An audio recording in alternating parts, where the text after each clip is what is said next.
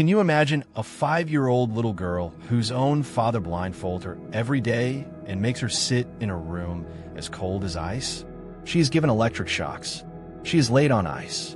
Nothing runs through her mind except her father's voice saying, "Break for me." And every other day, she is kept hungry.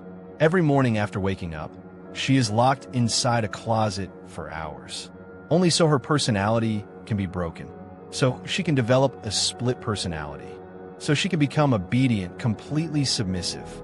This girl is programmed like a robot so that one day she can seduce world leaders, carry intelligent secrets, and the next day wake up having forgotten everything. She remembers nothing. And what you are hearing is not fiction. It is not a horror movie. This is the story of Bryce Taylor. Her life story claims to reveal dark secrets of global elites and how presidents are controlled through those secrets.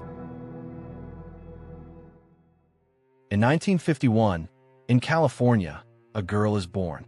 She is named Sue Carol Ford, later known as Bryce Taylor. Instead of love, she faces extreme punishments from early childhood. Her father is a naval officer with classified clearance, meaning sensitive information reaches him. He does not see Bryce as a child. He sees her as raw material. That is why experiments are conducted on her. She is starved, locked in a closet, made to sit under piles of ice so an alternate personality can form inside her. When Bryce turns 3, the real engineering begins. Systematic abuse, starvation, and sensory overload severe enough to burn out the synapses of any young mind. To face all this from one's own father is a level of pain that is almost unimaginable. A normal person might ask why a father would commit such acts against his own child. According to this narrative, it was part of the CIA's MKUltra program, launched in 1953, a multi-million-dollar black operation. Its objective was to control the human mind so the United States could counter threats from the Soviet Union. When the program was declassified in the 1970s, disturbing revelations emerged. It was claimed that more than 80 institutions were involved in training children to develop split and alternate personalities. College students were allegedly given LSD and recruited. Memory was erased through electroshock. Hypnosis was used to create assassins. Bryce was allegedly placed in a subprogram called Project Monarch. After World War II, the United States initiated several programs, including Operation Paperclip. Through it, the U.S. studied methods used by Nazis.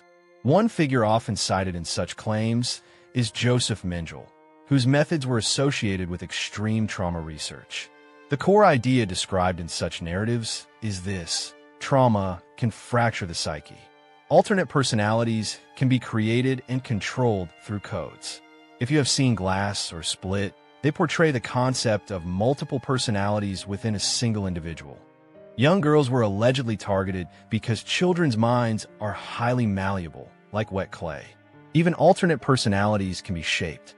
Institutions, such as McGill University, are often mentioned in discussions about controversial psychological experiments. Procedures like lobotomies were reportedly performed without consent. Children are therefore considered crucial subjects. These children, it is claimed, were trained to become human vaults. A person who completes missions, entertains, provides private services, conducts espionage, and then forgets everything the next day.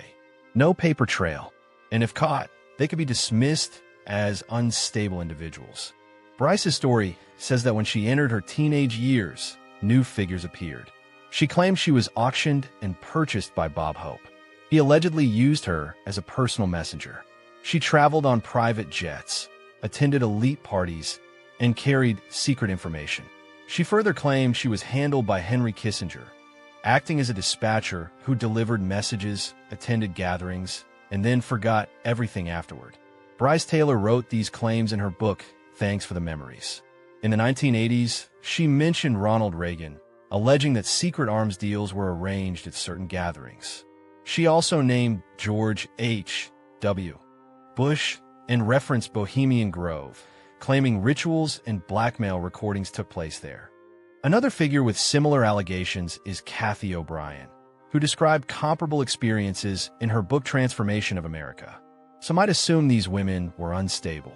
However, in 1980, former Ted Gunderson reportedly stated that such programs existed within intelligence agencies. Psychologist Pamela Mundy stated that she encountered dozens of women with similar narratives. During therapy in 1980, Bryce said her memories returned.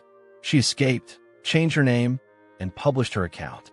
The Church Committee investigations in the 1970s exposed various intelligence activities, which further fueled public debate about such programs. The story does not end there, but it leaves 3 lessons. First, power structures in global politics can involve exploitation. Second, trauma can be used to break personality.